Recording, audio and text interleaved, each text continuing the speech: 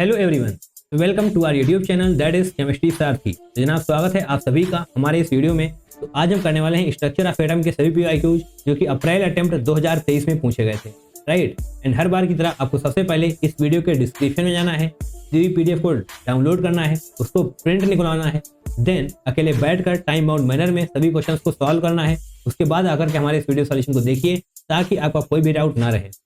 100% आप कुछ ना कुछ यहाँ से एक्स्ट्रा सीखने वाले हैं, राइट। कुछ ना कुछ आप नया कॉन्सेप्ट सीखेंगे जो आपके लिए काफ़ी ज़्यादा फायदेमंद होने वाला है, राइट।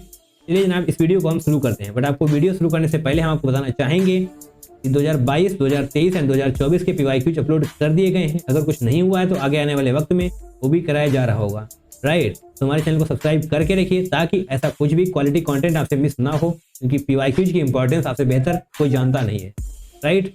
चलिए अब इस वीडियो को शुरू करते हैं। Question number 1, the wavelength of an electron of kinetic energy. तो बेसिक आपको यहाँ पर काइनेटिक एनर्जी दे दी गई है एंड आपसे पूछा गया है वेवलेंथ। तो आपको काइनेटिक एनर्जी दी गई है एंड आपसे वेवलेंथ पूछा गया है, तो डेफिनेटली ये क्वेश्चन तो बहुत ही आसान हो जाएगा कॉन्सेप्ट के इरादे से। बट होपफुली यहाँ पर कैलकुलेशन टफ होने ही वाली है। आपको डायरेक्टली फार्मूला पता होगा लैम्डा एंड काइनेटिक एनर्जी के रिलेशन में। Lambda equal to h upon under root 2m k होता है यहाँ पर kinetic energy, right. Under root 2m k हम बोलते हैं, बट आप काइनेटिक एनर्जी बोलिए, याद करने में आसानी रहेगी। ये फार्मूला अगर आपको याद है तो कोई दिक्कत नहीं है, बट अगर ये फार्मूला आपको याद नहीं है तो क्या करेंगे, कैसे हमने ये फार्मूला लेकर आए हैं हम। चलिए आपको डिराइव करना बता देते हैं। यहाँ पर lambda equal to h upon mv, ये तो आता है ना। अगर ये भी नहीं आता है तो जनाब स्किप कर दो, आगे बढ़ जाओ, ये तो आता ही होगा। फिजिक्स में भी पढ़ते हैं, केमिस्ट्री में भी पढ़ते हैं, ओके। एंड एक फॉर्मूला तो बचपन से पढ़ते आ रहे हैं, क्या है वो, kinetic energy is equal to half M V square. Simple है। वी को यहीं पर रोक कर रखिए, ठीक है। यहाँ पर हम वी को रोकेंगे, 2 इधर आएगा, यानी कि 2 kinetic energy divide by M नीचे आ जाएगा, एंड वी स्क्वायर है जिसकी वजह से यहाँ पर अंडर रूट आने वाला है। कोई दिक्कत हुई यहाँ तक? नहीं ना, ठीक है। अब इसी v की वैल्यू को उठाकर हम यहाँ पर पुट करेंगे, ठीक है जनाब। लैम्डा यहाँ पर एज इट इज रहेगा, h एज इट इज रहेगा, m बाहर रहेगा, v की वैल्यू डायरेक्टली हम ये पुट कर रहे हैं, ठीक है। इस तरीके से करेंगे 2ke divided by m, right. Screen ऊपर करते हैं, ओके।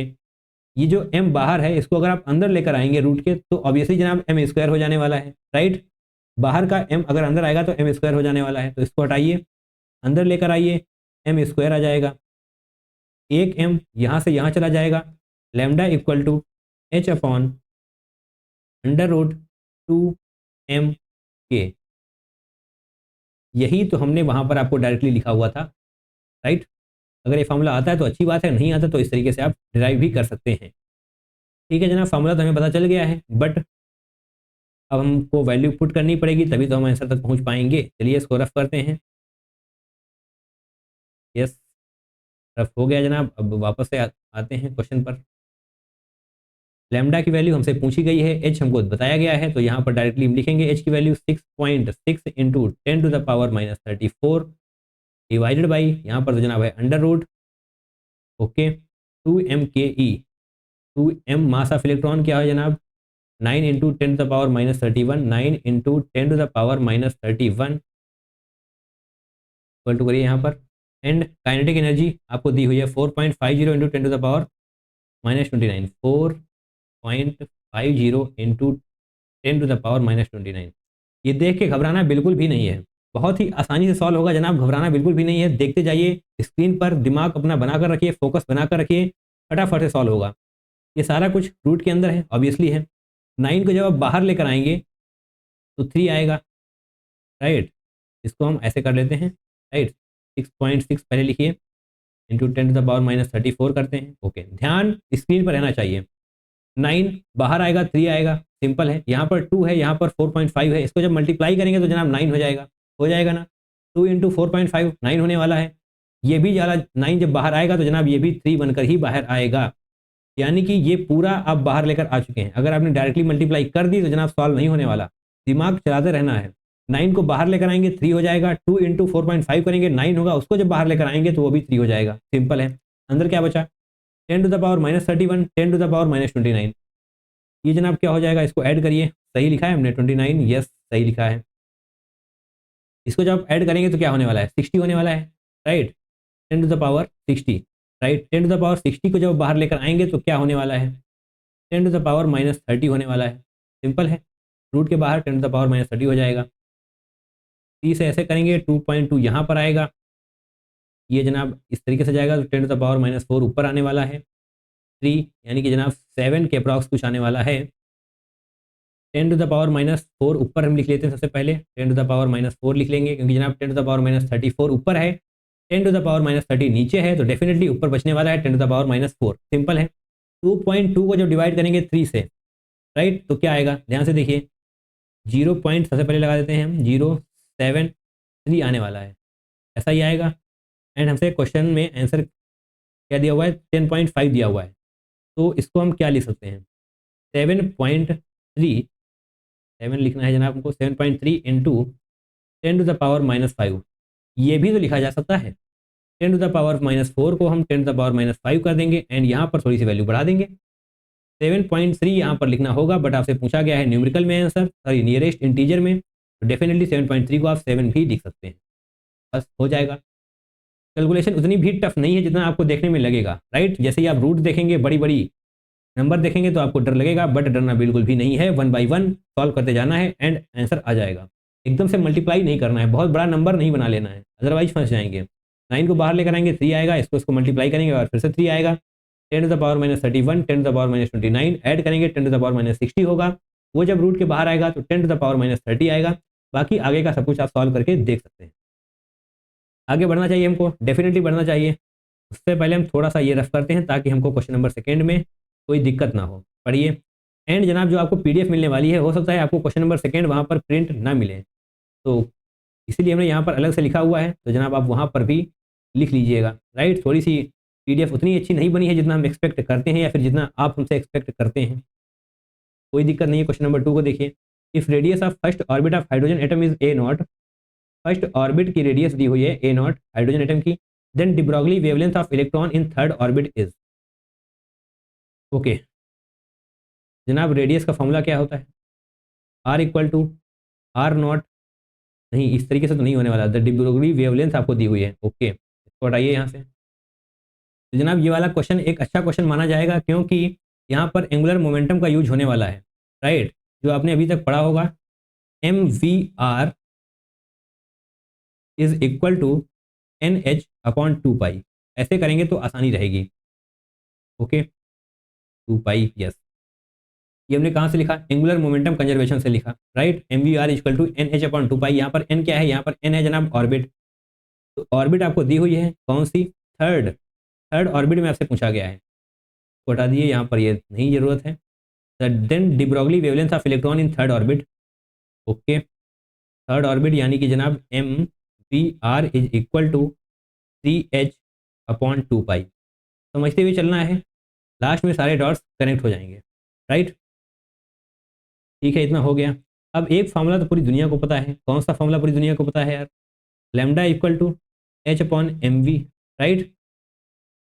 और एम वी को आप अगर इस तरफ ले आएंगे तो क्या आ जाएगा, एच बाई लैम्डा आ जाएगा, सिंपल है। तो ये वाली एम वी को रिप्लेस कर देंगे यहाँ से। ओके करते हैं हम जनाब,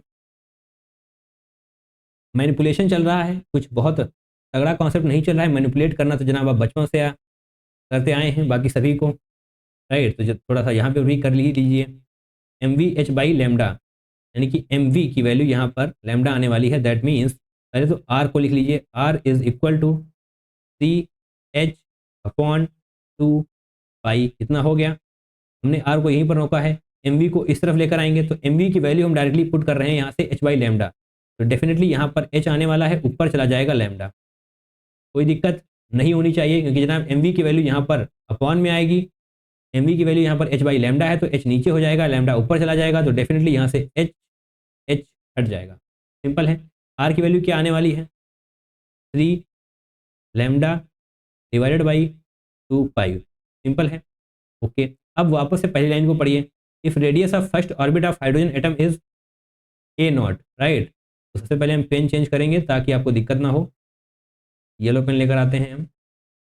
ओके 3 लैम्डा 2 पाई तो आ चुका है। ओके, इसको बॉक्स में कर लीजिएगा। ऊपर आइए, radius of first orbit of hydrogen atom, यानी कि आर इस तरीके से होगा। ए नॉट आपको दिया हुआ, यानी कि ये ए नॉट बताया गया है फर्स्ट ऑर्बिट, तो definitely R equal to A naught ही होने वाला है। That's it, R equal to A naught. ये ठीक है, क्लियर हो चुका है। बाकी दोबारा से देखिए, then de Broglie wavelength of electron in third orbit, तो जनाब आर इक्वल टू क्या होने वाला है, आर नॉट तो आपको एज इट इज मिल गया, कोई दिक्कत नहीं है, यहाँ पर आर नॉट लिख लीजिए। एंड आर का फॉर्मूला क्या होता है, R is equal to R naught N square by Z होता है। जेड की मतलब होगा नहीं यहाँ पर, क्योंकि जनाब हाइड्रोजन है, दैट मीन्स 1 होने वाला है। बट थर्ड ऑर्बिट की वजह से यहाँ पर n इक्वल टू 3 होगा, दैट मीन्स 9 होने वाला है। R is equal to R naught into 9। थोड़ा सा कन्फ्यूजिंग हो रहा होगा, बट रुके रहिए, सारे dots at the end connect कर दिए जाएंगे। R is equal to R naught into 9। And आपको यहाँ पर पहले ही बताया जा चुका है कि आर नॉट की वैल्यू ए नॉट है, तो आर नॉट को आप ए नॉट से रिप्लेस कर सकते हैं, अभी हम करते हैं। फिलहाल इस आर की वैल्यू आप यहाँ पर डालिए, ये जो आर की वैल्यू आपने पता की है वो यहाँ पर डालिए। लैम्डा की वैल्यू आपसे पूछी गई है, डी ब्रोगली वेवलेंथ, राइट। तो ठीक है, यहाँ पर हम लैम्डा लिखते हैं, अभी हम इसके बारे में बात कर रहे हैं, राइट।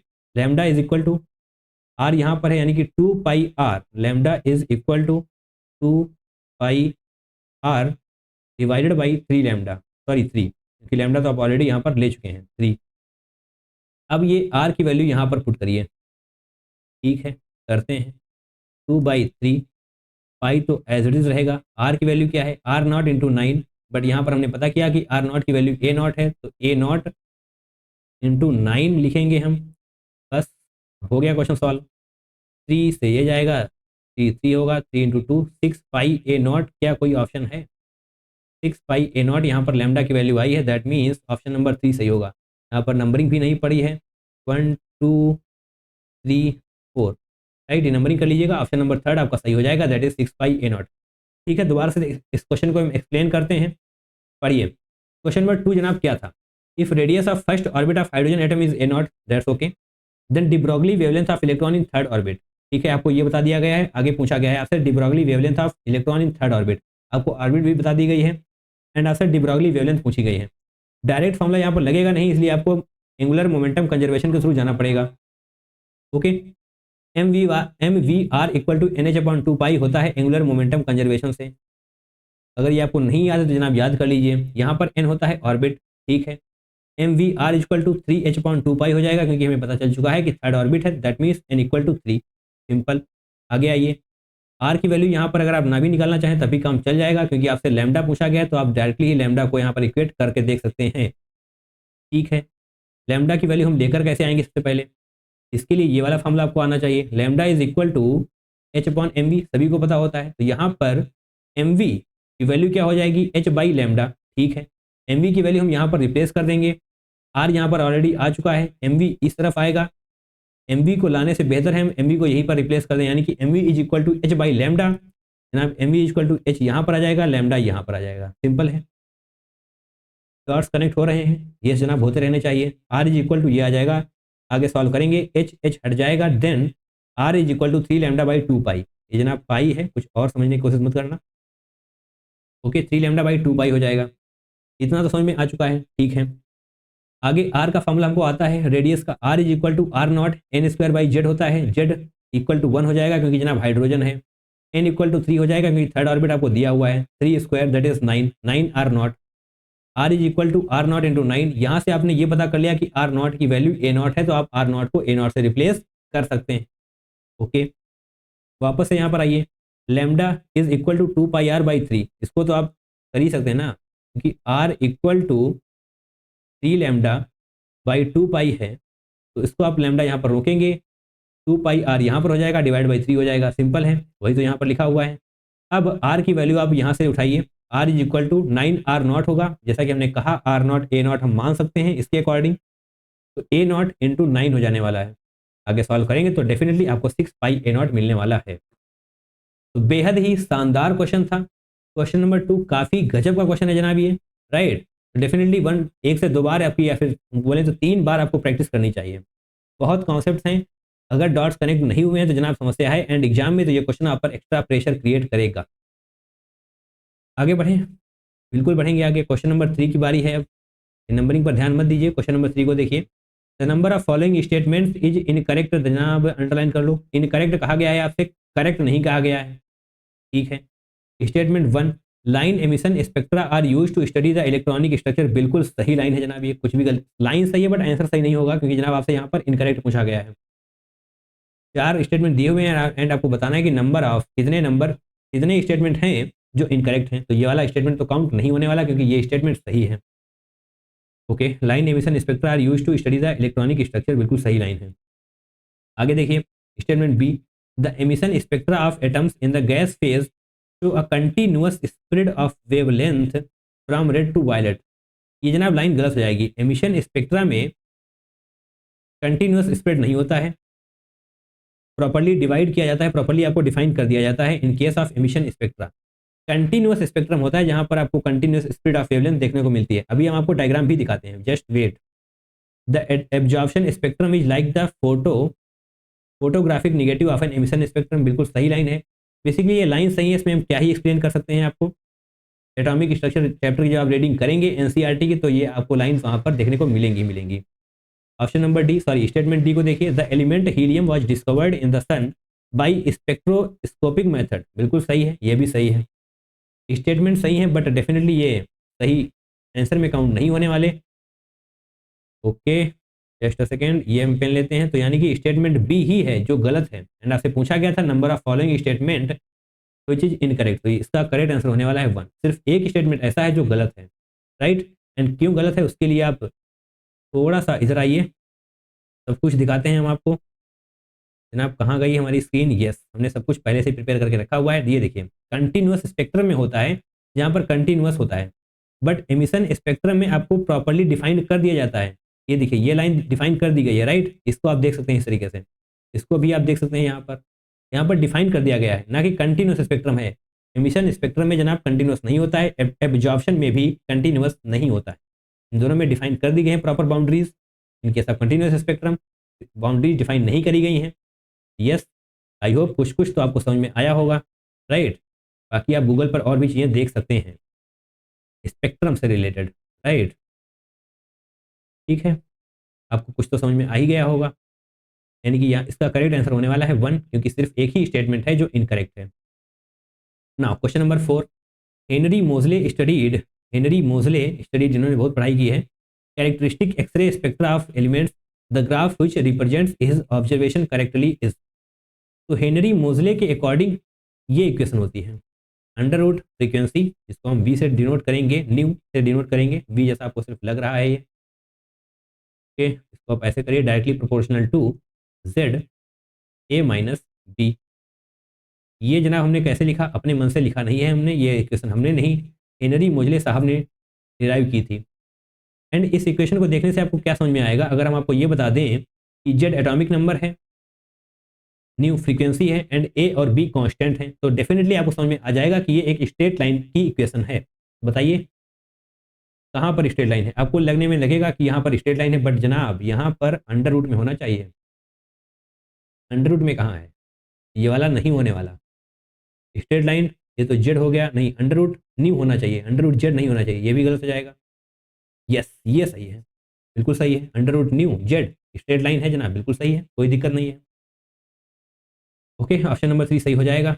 आगे आइए, question number 5, the number of atomic orbitals from the following having 5 radial nodes. तो बेसिकली आपको ये पता होना चाहिए कि इनमें से कितने हैं जिनके पास 5 रेडियल नोड्स हैं। तो बेसिकली आपको रेडियल नोड्स क्या पता है कि रेडियल नोड्स होता क्या है, जहां पर इलेक्ट्रॉन पता करने की प्रोबेबिलिटी 0 हो, उसी को हम बोलते हैं रेडियल नोड। का फॉर्मूला क्या होता है, रेडियल नोड का फॉर्मूला होता है n-l-1।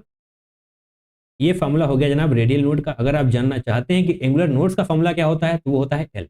Angular nodes is equal to l, radial nodes is equal to n-l-1। अगर आपसे टोटल नोड्स पूछा जा रहा है तो इन दोनों को ऐड कर दीजिए, n-1 आ जाएगा। सिंपल है, जो भी हम बोल रहे हैं जनाब यहाँ पर हम लिखना चाहेंगे, भले ही उसका यूज इस क्वेश्चन में ना हो, बट आपके सारे कॉन्सेप्ट क्रिस्टल क्लियर होने चाहिए, राइट। टोटल नोड्स के लिए आपको radial nodes plus angular nodes करना पड़ेगा, दैट इज n-l-1। ये क्या है, रेडियल नोड है। एंगुलर नोड एल होता है, इन दोनों को प्लस करेंगे तो n-1 आने वाला है। सिंपल है। ओके, चलिए जनाब इस क्वेश्चन पर हम वापस आते हैं। The number of atomic orbitals from the following having 5 radial nodes is, 5 radial nodes किसके पास होंगी, इनमें से कितनों के पास होंगी, 7s 7p 6s 6 8p। तो एल की वैल्यू आप कैसे पता करेंगे, एन तो आपको साफ साफ नजर आ जाएगा कि यहाँ पर एन की वैल्यू 7 है, यहाँ पर 7 है, यहाँ पर 6 है, यहाँ पर 8 है और यहाँ पर भी 8 है।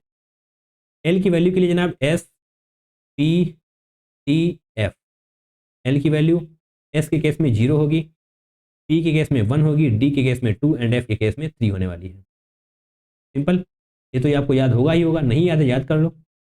7s के केस में क्या होगा, 7s के केस में जनाब होने वाला है n-l-1, यानी कि n की वैल्यू है 7, दैट्स इट 7।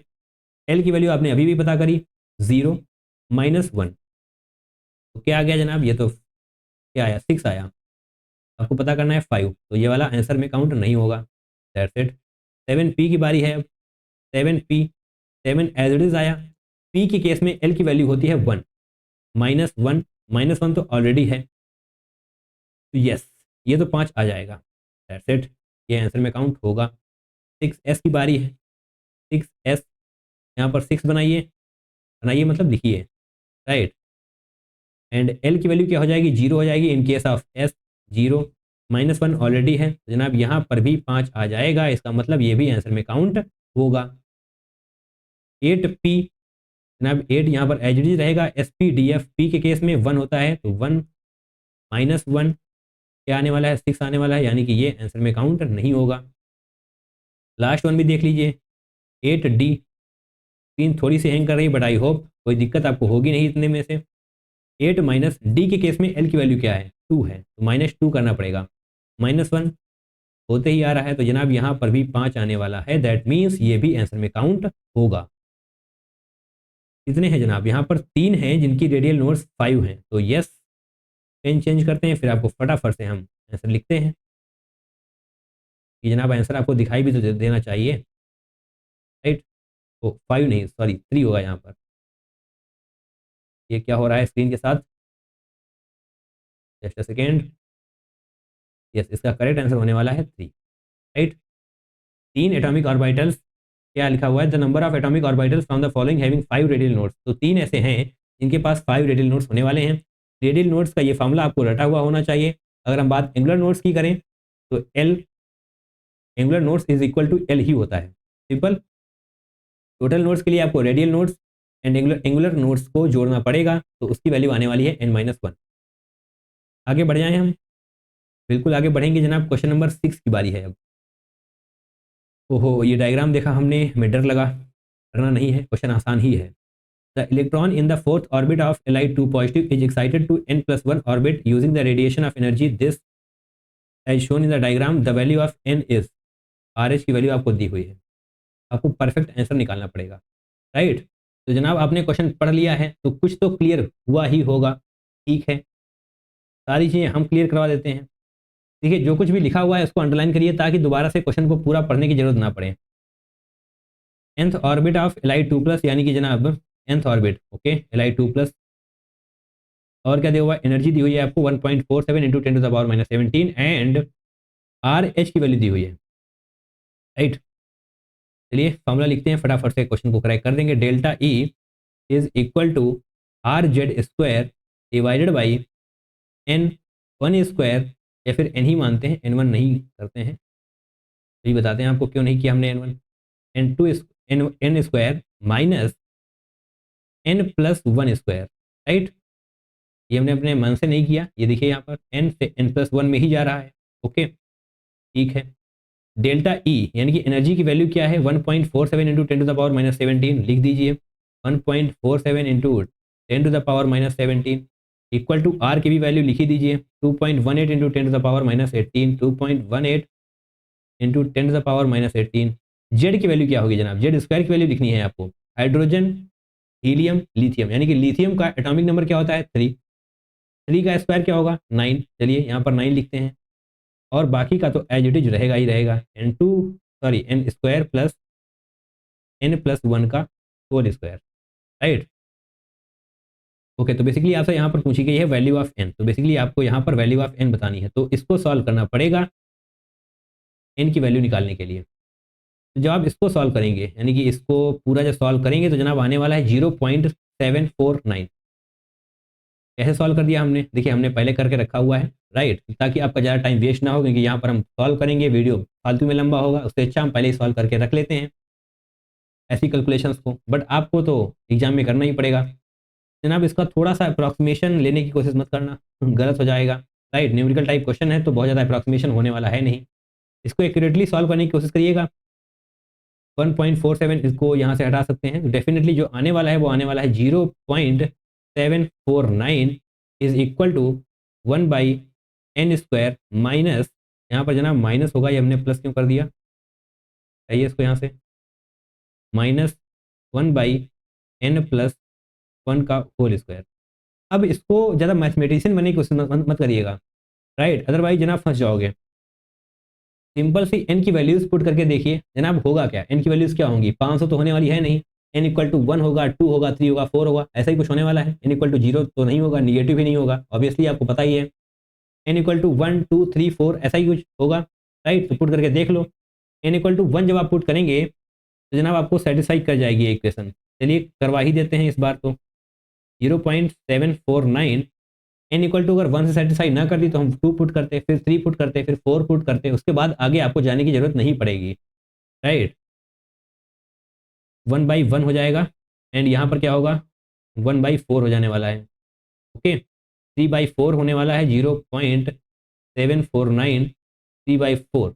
ऑब्वियसली 3/4 को जब आप सॉल्व करेंगे तो 0.749 के ही अप्रॉक्स कुछ आने वाला है, राइट। सिंपल है, ठीक। इसका मतलब द वैल्यू ऑफ एन क्या आने वाली है 1। तो ये जनाब एक अच्छा क्वेश्चन है। जो मार्केट में हवा चली है कि पेपर बहुत आसान आ रहा है, पेपर बहुत आसान आ रहा है, इतना भी आसान नहीं है कि आप सारे के सारे क्वेश्चंस को देखते ही टिक कर देंगे। हो सकता है 4-5 क्वेश्चन आसान हो, बट ऐसे क्वेश्चंस हैं जो आपको फंसाने की कोशिश करेंगे, राइट। जनवरी 2023 के क्वेश्चन उठा कर देखिए, अच्छे क्वेश्चन हैं जनाब यहाँ पर, राइट। एंड अप्रैल 2023 में भी कुछ अच्छे क्वेश्चन हैं। जनवरी 2023 में एटॉमिक स्ट्रक्चर चैप्टर से काफ़ी अच्छे क्वेश्चन पूछे गए हैं। तो जो मार्केट में हवा चली है उसमें बहना नहीं है, राइट। दिमाग खोल के बैठना है, पीवाईक्यू की प्रैक्टिस करते जाइए, काफ़ी कुछ फायदा आपको होने वाला है। कुछ क्वेश्चंस अच्छे भी पूछे जा रहे हैं, तो प्रैक्टिस करनी पड़ेगी। जैसे ये वाला क्वेश्चन देख लीजिए जनाब, अच्छा था, इतना भी आसान नहीं है जितना आपको देखने में लग सकता है। चलिए आगे बढ़ते हैं, क्वेश्चन नंबर 7 करेंगे। For metal ion the calculated magnetic moment is 4.90 bore magneton the metal ion has. तो लीजिए ये अच्छा क्वेश्चन आ गया, सॉरी आसान क्वेश्चन आ गया। अच्छा क्वेश्चन तो हो ही चुका है, बहुत ही आसान क्वेश्चन है। आपको मैग्नेटिक मोमेंट दिया गया है एंड आपसे नंबर ऑफ अनपेयर्ड इलेक्ट्रॉन पूछे गए हैं। इतनी बार जनाब आप कर चुके हैं कि इसको देखते ही आपको पता चल जाएगा कि नंबर ऑफ अनपेयर्ड इलेक्ट्रॉन 4 होने वाले हैं, right. Coordination compound D and F block, and यहाँ पर भी ये I think D and F block में होना चाहिए था, बट ठीक है यहाँ पर आ गया तो यहीं पर सॉल्व कर लेंगे हम। चलिए mu equal to under root N n+2 ये फॉर्मूला होता है। आप इसको 4.9 यहाँ पर पुट करेंगे, एन की वैल्यू आपको मिल जाएगी। बाकी आपने कई बार प्रैक्टिस कर ली है तो n इक्वल टू 4 आपको डायरेक्टली नजर आ जाएगा, राइट। आगे आगे बढ़ें, डेफिनेटली जनाब आगे बढ़ना ही पड़ेगा हमको, क्योंकि क्वेश्चन काफ़ी आसान है, टाइम देने का कोई मतलब है नहीं। क्वेश्चन नंबर 8, और जनाब ये रहा assertion reason type question. Assertion reason type question tough होते हैं, आपको -1 बहुत जल्दी दे देंगे ये। अगर आपने थोड़ा सा भी इधर उधर किया तो -1 मिल जाएगा। असर्शन पढ़िए, रीजन पढ़िए एंड सही मार्क करिए। In the photo electric effect, ठीक है, फोटो इलेक्ट्रिक इफेक्ट में the electrons are ejected from the metal surface as soon as the beam of light of frequency greater than threshold frequency strikes the surface. तो बिल्कुल सही statement है जनाब ये। Physics में भी आपने पढ़ा है, केमिस्ट्री में भी पढ़ा है। देखिए थ्रेशोल्ड फ्रीक्वेंसी क्या होती है, वो फ्रीक्वेंसी जो चाहिए आपको, minimum frequency required to eject an electron from metal, right. Threshold frequency से थोड़ी सी भी ज़्यादा फ्रीक्वेंसी अगर होगी बीम ऑफ लाइट की, तो जैसे ही वो फ्रीक्वेंसी मेटल पर पड़ेगी तुरंत इलेक्ट्रॉन निकलकर बाहर आ जाएगा, टाइम बिल्कुल भी नहीं लेगा। अगर थोड़ी सी भी फ्रीक्वेंसी कम हुई बीम ऑफ लाइट की in comparison to threshold frequency, तो जनाब इलेक्ट्रॉन बाहर नहीं आने वाला, चाहे आप 10 साल उस पर एनर्जी डालते रहें। कॉन्सेप्ट क्लियर, पक्का। Definitely in the photo electric effect, यहाँ पर हम फोटो इलेक्ट्रिक इफेक्ट की बात कर रहे हैं।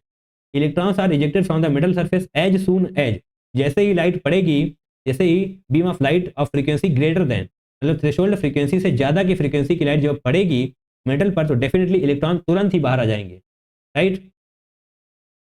जनाब असर्शन सही हो चुका है। रीजन पढ़िए, when the photon of an energy strikes an electron in the atom, transfer of energy from the photon, नहीं ट्रांसफर वगैरह कुछ होता नहीं है जनाब, ऐसा कुछ नहीं है, इसको हटा दीजिए, रीजन गलत हो जाएगा। असर्शन सही है, रीजन गलत है, तो जनाब A is correct but R is not correct, option number 2 सही हो जाएगा। सिंपल है, फिजिक्स में भी ये चीज़ें आपने पढ़ी हैं, एटॉमिक स्ट्रक्चर, केमिस्ट्री में भी आपने ये पढ़ा है।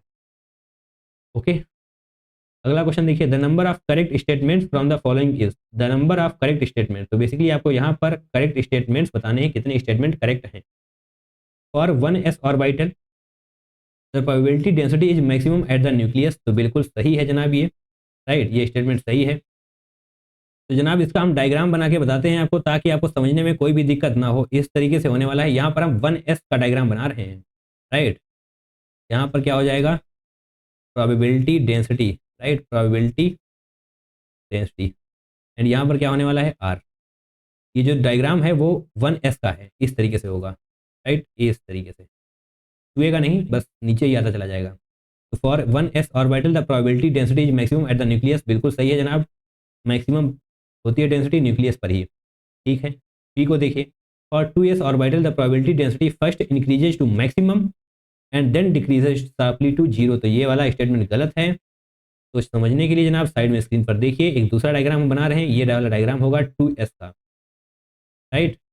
ये जो डायग्राम बनाया हमने वो था 1s का, एंड ये वाला डायग्राम होने वाला है 2s का। ध्यान से देखिए 1s में 2s में डिफरेंस क्या है, ऑब्वियसली यहाँ पर भी प्रोबेबिलिटी डेंसिटी होगी, यहाँ पर भी आर ही होने वाला है। ध्यान से देखिए, इस तरीके से नीचे आएगा, ऑलमोस्ट टच करेगा, फिर ऐसे होकर के इस तरीके से चला जाएगा, राइट। ये है डायग्राम 2s का। अब पढ़िए statement, for 2s orbital the probability density first increases to maximum, नहीं, मैक्सिमम होती है न्यूक्लियस पर ही, राइट, मैक्सिमम न्यूक्लियस पर ही होने वाली है, and then decreases sharply to zero, ऐसा कुछ नहीं है। मैक्सिमम जनाब न्यूक्लियस पर होती है, फिर जीरो की तरफ आती है, देन फिर से दोबारा बढ़ती है, देन फिर से स्टेबल हो जाती है, राइट, ऐसा कुछ आप मान सकते हैं। बाकी ये वाला स्टेटमेंट तो गलत ही है, सिंपल है। For 2s orbital the probability density first increases to maximum and then decreases sharply to zero, ऐसा कुछ भी नहीं है। ये देखते ही, वाला डायग्राम देखते ही आप समझ जाएंगे। आगे बढ़ें, ऑप्शन नंबर सी को देखते हैं, boundary surface diagrams of the orbitals includes a region of 100% probability, नहीं जनाब 100% नहीं, 90% हम मान सकते हैं, 90% इसका सही आंसर हो जाने वाला है, बट यहाँ पर तो 100 लिखा हुआ है, तो ऑब्वियसली वाला स्टेटमेंट भी गलत हो जाएगा, राइट। और डी को देखिए, statement D, P and D orbitals have 1 and 2 angular nodes respectively, तो बिल्कुल जनाब सही स्टेटमेंट है ये। अभी अभी आप पढ़ के आए हैं, चलिए दोबारा से आपको शेयर करवाते हैं। कहाँ पर बताया था हमने, ये लिए जनाब, यहाँ पर बताया था पी एंड डी, जस्ट ये है एंगुलर मोमेंट, एंगुलर ये वाला हो गया एल, एस में 0 होता है, पी में 1, डी में 2, पी में 1, डी में 2, यही तो यहाँ पर लिखा हुआ है, पी इक्वल टू 1 लिखा हुआ है, एंड यस पी ऑर्बिटल में 1, डी ऑर्बिटल में 2 एंगुलर नोड्स, सिंपल, आसान है, ठीक है। डी वाला स्टेटमेंट सही हो जाएगा। Probability density of P orbital is 0 at the nucleus, probability density of P orbital is 0 at the nucleus, तो जनाब ये वाला स्टेटमेंट भी सही हो जाएगा। Probability density of P orbital is 0 at the nucleus, बिल्कुल सही स्टेटमेंट है जनाब। ये आपसे पूछा गया था the number of correct statements, यानी कि ए डी ई, 3 स्टेटमेंट ऐसे हैं जो बिल्कुल सही हैं, तो यहाँ पर आपको 3 लिखना था, राइट। एक्सप्लेनेशन जनाब कैसा लगा कमेंट सेक्शन में बताइएगा जरूर। आई होप पूरी तरीके से हमने आपके सारे डाउट्स को क्लियर किया होगा अभी तक। ये डायग्राम्स अगर आपको आते होंगे तो फटाफट से क्वेश्चंस क्रैक होंगे, right. Now moving on to the next question, that is question number तो नहीं है, बाकी आप काउंट करके देख सकते हैं कितने क्वेश्चन हैं। थोड़ी सी पीडीएफ में जनाब प्रॉब्लम है इसमें, बट आई होप आप मैनेज कर पाएंगे। असर्शन रीजन टाइप क्वेश्चन एक बार फिर से आ चुका है, जैसा कि हमने आपसे पहले भी कहा है, असर्शन रीजन टाइप क्वेश्चन की प्रैक्टिस ज़्यादा से ज़्यादा करनी है, ताकि -1 नहीं +4 मिले उसमें। असर्शन पढ़िए, रीजन पढ़िए। Assertion 5f electron can participate in bonding to a far greater extent than 4f electrons, तो बिल्कुल जनाब सही स्टेटमेंट है ये। कैसे सही है अभी बताते हैं, just yes 5f electron can participate in bonding to a far greater extent than 4f electrons, बिल्कुल सही। ऐसा क्यों होगा जनाब, 5f इलेक्ट्रॉन्स एंड न्यूक्लियस के बीच की डिस्टेंस ज़्यादा है in comparison to 4f electrons and nucleus की डिस्टेंस। दोबारा सुनिए, न्यूक्लियस एंड 4f के बीच में जो डिस्टेंस है वो कम है in comparison to the distance between nucleus and 5f orbitals, right. इसकी वजह से क्या होगा, न्यूक्लियस की पकड़ कम हो जाएगी 5f ऑर्बिटल्स पे, यानी कि उसके इलेक्ट्रॉन्स पे। न्यूक्लियस की पकड़ 5f ऑर्बिटल्स के इलेक्ट्रॉन्स पे कम हो जाएगी, राइट। इसकी वजह से 5f इलेक्ट्रॉन्स ज़्यादा पार्टिसिपेट करेंगे बॉन्डिंग में। आपके तरीके से समझाते हैं जनाब, जब तक आपके वो कॉलेज में थी, राइट, तब तक आप तो अपना इन्फ्लुएंस बना पा रहे थे उसके ऊपर, बट जैसे ही वो हायर स्टडीज़ के लिए बाहर गई, आपके हाथों से जनाब सारी चीज़ें निकल चुकी हैं, राइट। अब उस पर पकड़ वहाँ के लोगों की मजबूत होगी जिस भी कॉलेज में वो गई होगी, राइट। वैसा ही कुछ भी सेम रूल यहाँ पर केमिस्ट्री में भी लागू होता है, जो जितनी दूर दूर जाता जाएगा उस पर उतना ही इन्फ्लुएंस आपका कम होता जाएगा। सिंपल है। यही जनाब न्यूक्लियस के केस में भी है। न्यूक्लियस यहाँ है, 4f मान लीजिए इस तरफ है, 5f यहाँ पर है, तो न्यूक्लियस का जो पावर है वो 4f पर ज़्यादा होगा इन कंपेरिजन टू 5f। तो 5f के इलेक्ट्रॉन्स बॉन्डिंग में इजीली पार्टिसिपेट कर पाएंगे। That means 5f can participate in bonding to a far greater extent, obviously जनाब। यस, ये असर्शन सही हो जाएगा। रीजन देखिए, 5f orbitals are not as buried as 4f orbitals, तो जनाब रीजन भी सही है एंड इसका एक्सप्लेनेशन भी सही है, right. 5f orbitals are not, बेशक बिल्कुल 4f, जनाब इसका करेक्ट आंसर क्या होने वाला है, both A and R are true, yes, option number 2 सही हो जाएगा। एक्सप्लेनेशन समझ में आना चाहिए जनाब, कुछ भी डाउट नहीं रहना चाहिए। जितनी जितनी दूर जाता जाएगा उतना ही इन्फ्लुएंस कम होता जाएगा, ये आपकी रियल लाइफ में भी फॉलो होगा, राइट। तो जनाब भावना में बहना नहीं है, अभी क्वेश्चंस पर ही बने रहना है, बाकी वो सारी चीज़ें आप बाद में भी सोच पाएंगे, right. Values of work function for a few metal, तो आपको वर्क फंक्शन की वैल्यूज दी हुई है एंड जो खास बात है वो है कि इलेक्ट्रॉन वोल्ट में दी हुई है, ठीक है। हम भी इलेक्ट्रॉन वोल्ट में निकालेंगे एंड बाकी चीज़ें सॉल्व कर लेंगे। एनर्जी की वैल्यू जनाब इलेक्ट्रॉन वोल्ट में निकालने के लिए हमें जूल को डिवाइड करना पड़ेगा 1.6 इंटू 10⁻⁻19 से, तब जाकर joule two electron volt convert होगा, ठीक है। करते हैं। एच की वैल्यू दी हुई है, सी की वैल्यू दी हुई है, इलेक्ट्रॉन आपको दिया हुआ है, तो एनर्जी क्या होता है, H C by lambda, H C by lambda होता है, ओके। एच सी ये क्या दिया हुआ है, the work function, okay, yes, ये रहा वेवलेंथ, हम यही तो ढूंढ रहे थे जनाब, मिल नहीं रहा था हमको, right. H C, H C में जनाब क्या होने वाला है, 6.6 इंटू 10⁻34। सी की वैल्यू क्या है, यानी कि speed of light 3 into 10⁸ H C by lambda 400 nanometre. 400 nanometre का मतलब क्या होगा, 10⁻⁹, राइट। और जैसा कि हमने कहा जब आप इसको सॉल्व करेंगे तो आंसर आने वाला है जूल में, बट यहाँ पर ध्यान से देखिए इलेक्ट्रॉन वोल्ट में लिखा हुआ है, राइट। तो आपको एक इलेक्ट्रॉन चार्ज से डिवाइड भी करना पड़ेगा, यानी कि 1.6 इंटू 10⁻⁻19। अब जनाब जो आंसर आने वाला है ना वो इलेक्ट्रॉन वोल्ट में आएगा, राइट। इसको सॉल्व करेगा कोई, कर लीजिएगा जनाब, हम तो जनाब सॉल्व नहीं करने वाले हैं। तो इसको सॉल्व करने के बाद आंसर आने वाला है 3.1 electron volt, right. 3.1 electron volt की फ्रीक्वेंसी होगी जो भी आप लाइट डाल रहे हैं, राइट, उसकी फ्रीक्वेंसी क्या होने वाली है, 3.1। अब कॉन्सेप्ट पर वापस चलिए, अगर बीम ऑफ लाइट की फ्रीक्वेंसी ज़्यादा है वर्क फंक्शन से तो ही इलेक्ट्रॉन बाहर आएगा, अगर बीम ऑफ लाइट की फ्रीक्वेंसी कम है वर्क फंक्शन से तो इलेक्ट्रॉन बाहर नहीं आएगा। तो यहाँ पर देखिए हमसे पूछा क्या गया है, the number of metal which will show, यानी कि जो इलेक्ट्रॉन बाहर निकाल पाएगा, यानी कि 3.1 इलेक्ट्रॉन वोल्ट की लाइट आप डाल रहे हैं, 3.1 फ्रीक्वेंसी की लाइट आप डाल रहे हैं, तो डेफिनेटली इससे कम होना चाहिए वर्क फंक्शन, तभी इलेक्ट्रॉन बाहर आएगा, राइट। देखिए 3.1 इससे किससे कम है,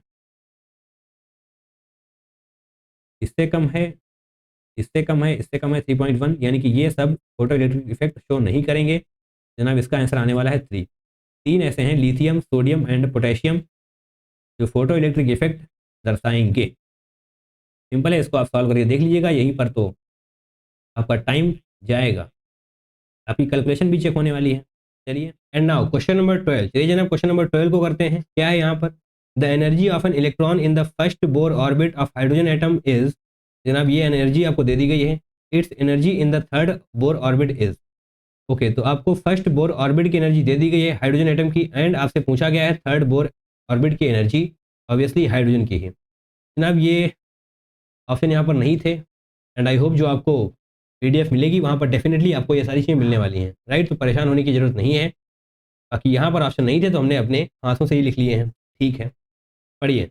the energy of an electron in the first Bohr orbit of hydrogen atom. तो देखिए इसकी यहाँ पर कोई भी जरूरत थी नहीं, आप आसानी से इस क्वेश्चन को सॉल्व कर पाएंगे, ये आपको यहाँ पर उलझाने के लिए दिया गया है। एनर्जी का फॉर्मूला क्या होता है? एनर्जी का जनाब फॉर्मूला होता है -13.6 N square, sorry Z square by N square होता है एनर्जी का formula, 13.6 Z square by N square, right. जनाब यहाँ पर हाइड्रोजन एटम है, दैट मीन्स जेड यानी कि एटॉमिक नंबर 1 होने वाला है, तो जेड को आप हटा सकते हैं आसानी से। एन स्क्वायर, यहाँ पर देखेंगे तो energy of the first Bohr orbit यानी कि एन की वैल्यू भी 1 ही होने वाली है, दैट मीन्स एनर्जी इन, चलिए 1 लिख लेते हैं, राइट। फर्स्ट बोर ऑर्बिट की एनर्जी 1, -13.6 एज रहने वाला है, -13.6 एज रहने वाला है। जेड स्क्वायर यानी कि 1, तो 1 कोई मतलब नहीं बनता है लिखने का। एन स्क्वायर यहाँ पर भी 1 ही आने वाला है, तो -13.6 ही होने वाला है, राइट। बाकी आप आसानी से करना चाहें तो ऐसे भी कर सकते हैं। इलेक्ट्रिसिटी बोलने वाले से हम ई यानी कि energy, energy is directly proportional to Z square and inversely proportional to N square. आप इसके थ्रू इस क्वेश्चन को अगर सॉल्व करेंगे तो आसानी रहेगी, वरना इसमें उलझने के चांसेस बन जाएंगे, right. It's energy in the third Bohr orbit, basically आपसे इन दोनों का रिलेशन पूछा गया है, फर्स्ट बोर ऑर्बिट की energy and third Bohr orbit की एनर्जी। जनाब फर्स्ट बोर ऑर्बिट में तो दोनों ही 1 हो जाने वाले हैं, तो कुछ भी नहीं फर्क पड़ेगा, यानी कि E1 तो एलईडी रहने वाला है। बट अगर हम E3 की बात करें यानी कि थर्ड बोर ऑर्बिट की एनर्जी की बात करें तो जेड स्क्वायर, तो जनाब वहां पर भी जेड की वैल्यू 1 ही होने वाली है, बट यहाँ पर एन की वैल्यू 3 हो जाएगी, जिसकी वजह से 1/9 आने वाला है। दैट मीन्स, चलिए यहाँ पर हम जेड को भी इग्नोर करते हैं एंड पेन चेंज करते हैं, क्योंकि जेड अगर सेम है तो जेड को भी इग्नोर किया जा सकता है। इस पर्टिकुलर क्वेश्चन के लिए आप ये ऐसा मान सकते हैं कि ई इज डायरेक्टली यानी कि energy is inversely proportional to N square, E is inversely proportional to N square, ऐसा आप मान सकते हैं। E1 के केस में N1 होने वाला है, E3 यानी कि थर्ड बोर ऑर्बिट के केस में E3 N=3 होने वाला है, दैट मीन्स 1/9 होने वाला है। तो कौन सा सही होगा? आपको देखने में लगेगा 1/9 ऑफ दिस वैल्यू, नहीं, 1/9 ऑफ दिस वैल्यू नहीं होने वाला, एनर्जी होने वाली है 1/3, राइट। तो देखते हैं, 3 टाइम्स होने वाली है आपकी एनर्जी, पूछी गई है it's energy in the third Bohr orbit. Okay, तो ये जनाब सही आंसर होने वाला है इसका ऑप्शन नंबर 3, राइट। कैसे होगा? आपको हो सकता है यहाँ पर देखने में लगे, तो बहुत ही आसानी से समझते हुए चलना है, कुछ भी कंफ्यूज नहीं होना है, 1 बाय 1 चीज़ें क्लियर करते जाएंगे तो आसानी रहेगी। यहाँ पर E1 से रिलेशन पूछा गया है, E1 13.6, E3 जब आप सॉल्व करेंगे तो सॉल्व करके देख सकते हैं अगर आप करना चाहते हैं, बाकी इसकी कोई ज़रूरत है नहीं। 13.6 माइनस लगा लीजिएगा जब आप इसको 9 से करेंगे, राइट। तो ये जो वैल्यू आने वाली है वह 1/3 होगी। आपसे पूछी गई है E1 की एनर्जी कितने टाइम्स है, राइट, 3 टाइम्स है ऑब्वियसली। E1 3 टाइम्स होने वाली है इन कंपैरिजन टू E3 यानी कि थर्ड बोर ऑर्बिट की एनर्जी के। यहाँ पर सिर्फ कन्फ्यूजन क्रिएट करने की कोशिश की गई है, बाकी ये वाला फॉर्मूला पूरी दुनिया को पता है, आसानी से आप क्रैक कर पाएंगे। आगे बढ़िए, क्वेश्चन नंबर ये 15 है, तो जनाब ये 14 ही होगा, सॉरी 13 होगा, राइट, 13 ही होगा, 14 ये वाला है। पीडीएफ में बहुत ज़्यादा समस्याएं हैं तो उसके लिए जनाब माफ़ी चाहेंगे, बट दैट्स इट। क्वेश्चन पर ध्यान दीजिए। द ऑर्बिटल एंगुलर मोमेंटम, ओहो, the orbital angular momentum of an electron in 3s orbital, 3s orbital is xh/2 pi, the value of x is. तो बड़ा ही लाजवाब सा क्वेश्चन है जनाब, ये पूछा गया था 13 अप्रैल शिफ्ट 2 में, 2023 के क्वेश्चन तो हम करा ही रहे हैं, तो आप आसानी से समझ पाएंगे, राइट। जनाब ऑर्बिटल एंगुलर मोमेंटम क्या होता है? शॉर्ट में लिखते हैं orbital angular momentum, right. And जनाब इसको हम डिनोट करते हैं कैपिटल एल से, तो कैपिटल एल यहाँ पर हम लिख लेते हैं, कंफ्यूज नहीं होना है। कैपिटल एल से हम डिनोट करते हैं कैपिटल एल से ऑर्बिटल एंगुलर मोमेंटम को, स्मॉल एल से हम डिनोट करते हैं एजीमुथल क्वांटम नंबर को, राइट। एजीमुथल क्वांटम नंबर को हम स्मॉल एल से डिपेंड करते हैं, जो कि आपको यहाँ पर अभी भी निकालना पड़ेगा। 3s दिया हुआ है तो अभी भी हम एजीमुथल क्वांटम नंबर यानी कि स्मॉल एल की वैल्यू निकालने वाले हैं। फिलहाल के लिए आप इसका फॉर्मूला लिखिए, इसका फॉर्मूला जनाब बड़ा ही बेहतरीन होता है, इसको अंडर रूट में लिखिए, एल एल प्लस 1, बाहर में आने वाला है h/2 पाई। ये फॉर्मूला होता है ऑर्बिटल एंगुलर मोमेंटम का। याद नहीं होगा, याद कर लो, याद है बड़ी अच्छी बात है जनाब, आगे जाएंगे आप। Orbital angular momentum capital L से डिनोट करते हैं, ये वाला फॉर्मूला होता है, एंड इसकी वैल्यू आप कैसे निकालेंगे? इसकी वैल्यू निकालने के लिए ही तो आपको यहाँ पर दिया गया है 3s। तो 3s यानी कि एजीमुथल क्वांटम नंबर ही आपको पता करना है 3s की हेल्प से l। तो n इक्वल टू 3 हो जाने वाला है 3s में, s की वैल्यू 0, यानी कि s के केस में एजीमुथल क्वांटम नंबर 0 होता है। अगर आपको चार्ट नहीं याद है तो जनाब यहाँ भी देखिए s p d f ये 4 चीज़ें होती हैं। यहाँ पर n की वैल्यू तो आपको ऑलरेडी दिखाई दे जाएगी क्वेश्चन में डायरेक्टली, बट अगर हम बात करें l की यानी कि एजीमुथल क्वांटम नंबर के केस में s की वैल्यू 0 होती है, p की 1, t की 2 एंड f की 3। ये आपको याद होनी चाहिए। यहाँ पर s है तो ऑब्वियसली यहाँ पर 0 होने वाला है, राइट। तो जब आप l की वैल्यू 0 पुट करेंगे, यहाँ पर 0 यहाँ पर 0, तो सब कुछ 0 हो जाने वाला है। तो value of x is going to be 0। जनाब इसका करेक्ट आंसर हो जाने वाला है 0। बाकी आपको ये फॉर्मूला आना चाहिए। अगर 3s के बजाय 3d होता तो ऑब्वियसली 3d यानी कि 2 रखना पड़ता आपको, एंड बाकी आप सॉल्व करके देख सकते थे, राइट। ये हो गया आपका कॉन्सेप्ट क्लियर हो चुका है। ये फॉर्मूला अगर आता है तो क्वेश्चन क्रैक करने में कोई भी दिक्कत नहीं होने वाली। अगला क्वेश्चन पढ़िए, तब तक हम यहाँ पर थोड़ी सी सफाई कर देते हैं।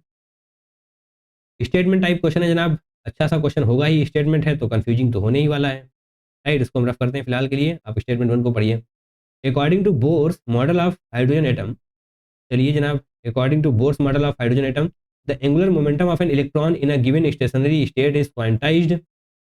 ओके, स्टेटमेंट 2 को देखिए। The concept of electron in Bohr's orbit violates the Heisenberg uncertainty principle in the light of above, in the light of the above statement. Okay, दो स्टेटमेंट दिए हुए हैं एंड आपको बताना है कि इन दोनों स्टेटमेंट में से कौन कौन से सही हैं, या फिर दोनों सही हैं या दोनों गलत हैं। That's it. तो जनाब स्टेटमेंट 1 तो सही होने वाला है। क्यों सही हो जाएगा? क्योंकि यहाँ पर लिखा हुआ है according to Bohr's model of hydrogen atom the angular momentum of an electron is given in a given stationary state is quantised. बिल्कुल सही। इसका फार्मूला भी आप अभी भी पढ़कर आए हैं, NH/2π, राइट। इससे आपको आसानी से समझ में आ जाएगा। Bourse model of hydrogen atom the angular momentum of an electron in a given stationary state is quantized, तो सभी को पता है जनाब, क्वांटाइज्ड ही होता है, एंड इसको सही कर देंगे हम। स्टेटमेंट 2 को पढ़िए। The concept of electron in Bohr's orbit violates the Heisenberg uncertainty principle, तो ये वाला भी सही है। कैसे सही है इसको हम ध्यान से समझते हैं। समझिए, the concept of electron in Bohr's orbit, Bohr साहब ने जो एक मॉडल तैयार किया था, क्या वो मॉडल हेजनबर्ग अनसर्टेनिटी प्रिंसिपल को वायलेट कर रहा है? हेजनबर्ग अनसर्टेनिटी प्रिंसिपल को क्या वो बोर मॉडल मानने से मना कर रहा है? यस, बिल्कुल सही। क्यों सही है समझिए। जो बोर साहब ने अपना मॉडल दिया था उसमें हम ये मानते हैं कि इलेक्ट्रॉन क्वांटाइज्ड एंगुलर मोमेंटम में रिवॉल्व कर रहा है। इलेक्ट्रॉन क्वांटाइज्ड एंगुलर मोमेंटम में रिवॉल्व कर रहा है। इसका क्या मतलब हुआ? अगर इलेक्ट्रॉन क्वांटाइज्ड एंगुलर मोमेंटम में रिवॉल्व कर रहा है, दैट मीन्स हमें पोजीशन एंड मोमेंटम का पूरा पूरा नॉलेज है, राइट। पोजीशन एंड मोमेंटम का पूरा पूरा नॉलेज है अगर इलेक्ट्रॉन क्वांटाइज्ड मैनर में रिवॉल्व कर रहा है, क्वांटाइज्ड एंगुलर मोमेंटम के साथ रिवॉल्व कर रहा है तो। और इसी के साथ जनाब, जैसे ही हमने ये लाइन बोली, हेजनबर्ग अनसर्टेनिटी प्रिंसिपल गलत हो जाएगा, क्योंकि हेजनबर्ग अनसर्टेनिटी प्रिंसिपल का मतलब क्या होता है? पोजीशन एंड मोमेंटम अनसर्टेन है, हमें सही से पता नहीं है, पॉसिबिलिटी है बट सही से पता नहीं है। तो डेफिनेटली ये वाला स्टेटमेंट सही हो जाएगा, क्योंकि yes, bore the concept of electron in Bohr orbit, जो बोर ऑर्बिट में इलेक्ट्रॉन का कॉन्सेप्ट होता है वो हेजनबर्ग अनसर्टेनिटी प्रिंसिपल को फॉलो नहीं करता है, राइट। आगे बढ़ें। स्टेटमेंट टाइप क्वेश्चंस की प्रैक्टिस जनाब करनी ही करनी है, भले ही थोड़ा सा टाइम लगे बट हमें करनी है जनाब। ये क्वेश्चंस कंफ्यूजिंग होते हैं। Now moving on to the last question, ये जनाब हमारे आज के सेशन का लास्ट क्वेश्चन है। That is question number 15। बहुत ही आसान है। The total number of isoelectronic species यानी कि same number of electrons, simple, same number of electrons. तो कॉन्सेप्ट आसान है बट इतने ज़्यादा स्पीसीज दी हुई हैं कि टाइम लगने वाला है। O2 ऑक्सीजन के पास कितने इलेक्ट्रॉन होते हैं? 8। हम न्यूट्रल ऑक्सीजन की बात कर रहे हैं, 8 इलेक्ट्रॉन होते हैं। 2 नेगेटिव लिखा हुआ है, यानी कि 2 इलेक्ट्रॉन और ज़्यादा ऐड होने वाले हैं। दैट मीन्स 10 इलेक्ट्रॉन होने वाले हैं। F negative. Chlorine atomic number 9 होता है, यानी कि 9 इलेक्ट्रॉन्स पहले से हैं। F निगेटिव है, यानी कि 1 इलेक्ट्रॉन ऐड हो जाएगा, 10। दोबारा से सुनिए, अगर निगेटिव है, स्पीसीज पर अगर निगेटिव है, दैट मीन्स इलेक्ट्रॉन हमें ऐड करना पड़ेगा, यानी कि 1 इलेक्ट्रॉन ऐड किया जा चुका है, राइट। अगर पॉजिटिव है, दैट मीन्स वहाँ से इलेक्ट्रॉन निकाल लिया गया है, तभी तो पॉजिटिव चार्ज छूटा है, क्योंकि इलेक्ट्रॉन निगेटिव होता है। जब निगेटिव निकाला जाएगा तो पीछे पॉजिटिव तो छूटेगा, राइट। बात करते हैं एल्यूमिनियम की। यहाँ पर एल्यूमिनियम क्या है? न्यूट्रल है। तो सोडियम, आपको याद होगा, सोडियम, मैग्नीशियम, एल्यूमिनियम। एल्यूमिनियम का एटॉमिक नंबर क्या होता है? 13। That means 13 number of electrons होने वाले हैं एल्यूमिनियम के पास। Mg2+ की अगर हम बात करें तो क्या होगा, सोडियम मैग्नीशियम, मैग्नीशियम का एटॉमिक नंबर 12 बट 2+ है। 2+ का मतलब 2 इलेक्ट्रॉन निकाले जा चुके हैं, 2 इलेक्ट्रॉन निकाले जा चुके हैं, दैट मीन्स यहाँ पर अब सिर्फ और सिर्फ 10 इलेक्ट्रॉन बचे हैं। Na+ की अगर हम बात करें, Na+ के केस में क्या होने वाला है, यहाँ पर भी सोडियम 11 एटॉमिक नंबर होता है, यानी कि 11 इलेक्ट्रॉन पहले से हैं, 1 इलेक्ट्रॉन निकाल लिया गया है, यहाँ पर भी अब 10 इलेक्ट्रॉन ही बचे हैं। O+ 8 इलेक्ट्रॉन होते हैं, 1 इलेक्ट्रॉन निकाल लिया गया है, तो बचे हैं 7। मैग्नीशियम का चलिए ऊपर ड्रॉ करते हैं, magnesium 12 number of electrons, neutral है तो 12 के 12 ही रहेंगे। एल्यूमिनियम 3+, ओहो, एल्यूमिनियम 3+, 13 नंबर ऑफ इलेक्ट्रॉन्स होते हैं एल्यूमिनियम, न्यूट्रल एल्यूमिनियम की अगर हम बात करें तो 3+ यानी कि 3 इलेक्ट्रॉन निकाले जा चुके हैं एल्यूमिनियम से, that means 10 number of electrons. F की बात करें तो जनाब एफ न्यूट्रल यानी कि फ्लोरीन में कितने इलेक्ट्रॉन्स होते हैं, 9 होते हैं। आपसे पूछा गया था the total number of isoelectronic species, यहाँ पर आइसो इलेक्ट्रॉनिक स्पीसीज कौन कौन सी हैं, जिनके जिनके पास 10 नंबर ऑफ इलेक्ट्रॉन्स हैं वो सभी हैं। इतनी है, पेन चेंज करते हैं एंड फटाफट से मार्क करेंगे ताकि आपको देखने में कोई भी दिक्कत ना हो, right. O2 10 number of electrons, F negative 10 number of electrons, Al 13 है तो इसको काउंट नहीं करेंगे, Mg2+ yes, Na+ yes, O2 नहीं जनाब, Mg नहीं, Al3+ डेफिनेटली, F नहीं। यहाँ पर कितने हैं 1 2 3 4 5 नंबर ऑफ स्पीसीज ऐसी हैं जो आइसो इलेक्ट्रॉनिक हैं, यानी कि उनके पास सेम नंबर ऑफ इलेक्ट्रॉन्स हैं, तो यहाँ पर हम 5 लिख देंगे, right. Iso electronic species, iso electronic concept काफ़ी ज़्यादा पूछा गया है, ये टॉपिक काफ़ी इंपॉर्टेंट है, काफ़ी सारे क्वेश्चन हमने खुद सॉल्व कराए हैं इसके ऊपर, प्रैक्टिस करिए। आंसर की भी यहाँ पर अवेलेबल नहीं है, बट आपको जब PDF मिलेगी तो वहाँ पर आपको आंसर शीट मिल जाएगी। Thank you so much from the bottom of the heart, आपने इस वीडियो को लास्ट तक देखा, पूरी शिद्दत के साथ देखा, इसके लिए आप सभी का बहुत बहुत धन्यवाद। PDF उतनी अच्छी नहीं है बट डेफिनेटली आगे हम बेहतर करने का प्रयास करेंगे। आप हमारे चैनल को सब्सक्राइब करके रखिए, आगे आने वाला क्वालिटी कंटेंट आपको सबसे पहले मिलेगा, राइट। प्रैक्टिस करते जाइए, PYQ जितनी ज़्यादा प्रैक्टिस करेंगे आप उतना ही ज़्यादा कॉन्फिडेंस फील करेंगे, राइट। एंड जनाब सारा खेल कॉन्फिडेंस का ही होता है, जितना ज़्यादा आप कॉन्फिडेंट फील करने वाले हैं उतना ही एग्जाम आपका अच्छा जाने वाला है। चलिए, अगर आप और प्रैक्टिस करना चाहते हैं एटॉमिक स्ट्रक्चर की तो साइड में देखिए प्लेलिस्ट आपको नज़र आ जाएगी, क्लिक करिए, काफ़ी सारे PYQs हैं, प्रैक्टिस करिए, रिवीजन वीडियोस भी हैं, देखिए काफ़ी ज़्यादा फायदा आपको होने वाला है। चलिए, आज के लिए बस इतना ही, मिलते हैं किसी दूसरे वीडियो में। Till then take care, tata bye bye and I love you all.